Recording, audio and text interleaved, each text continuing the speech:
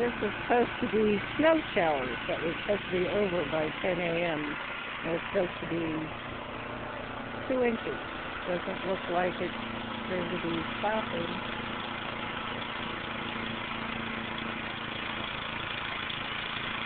It's the Lake Effect Band is stuck over it.